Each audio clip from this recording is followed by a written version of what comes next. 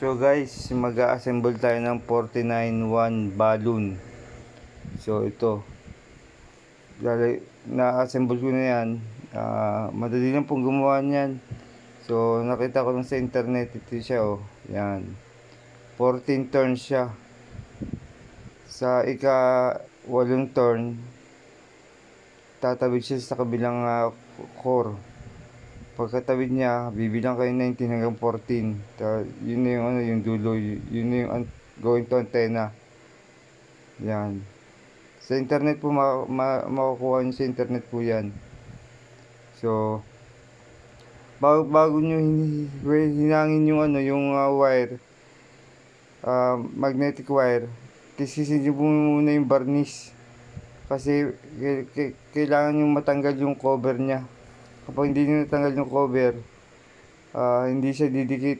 Kailangan tanggalin nyo muna yung wire na varnish nya para dumikit siya.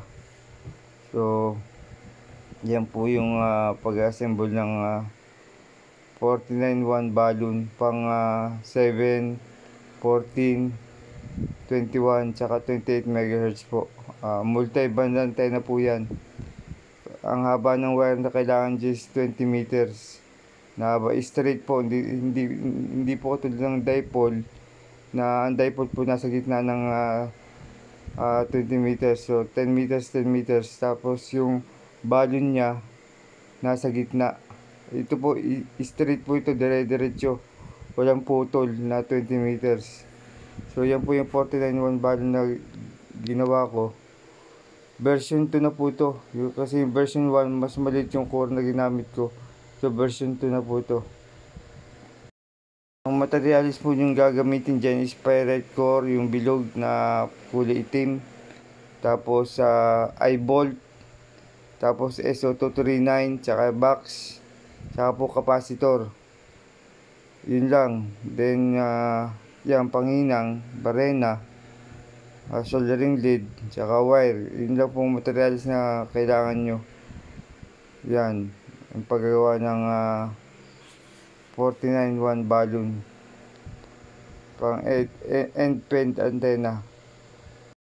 So yung last na ikakabit nyo, itong capacitor po ang huli na ikakabit nyo. Pag nakikabit nyo yung capacitor, pwede nyo ng testing ng SWR, pwede nyo nang gamitin po yan. Yan na po, yan, capacitor yung huli na ikakabit. So tapos na guys. Magte-test na tayo ng SWR. Checkin natin SWR nya kung okay siya. Yan na. Yan na po. Yan na, finished product. 14 turns sa Pyrex core. So, yun lang guys. Attach ko na rin yung yung testing ng SWR dito. Attach ko po.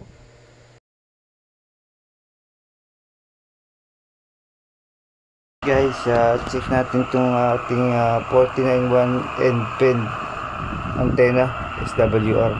SWR natin yung frequency 7095 sa para. So calibrate muna natin.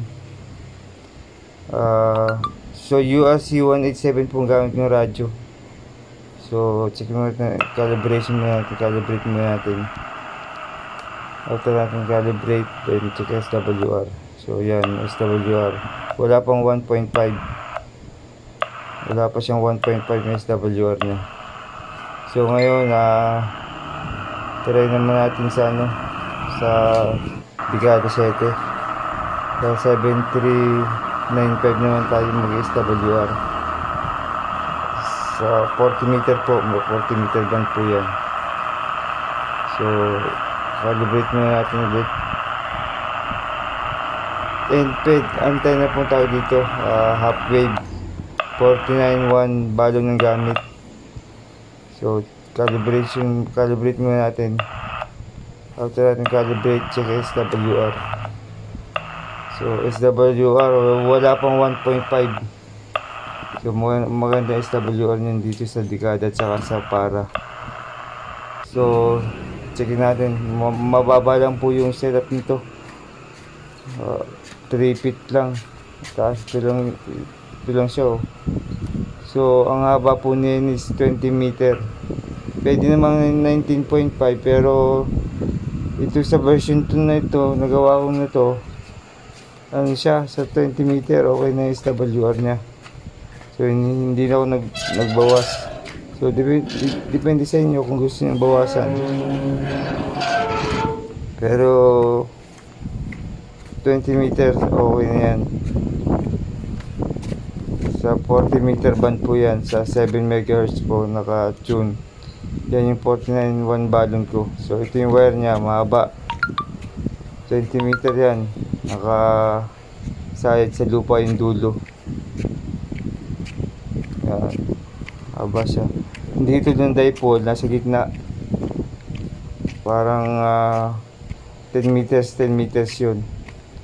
So yun po yung aking 49.1 balon edge pen. Ito guys, yung setup ko na edge pen. So mahaba siya. Tinali ko sa kabilang poste. Itong haba nito is 19.5 meters po yan. Yung habang yan. Ayan. Haba. Nakatali sa kabilang poste. So yun lang po. Salamat.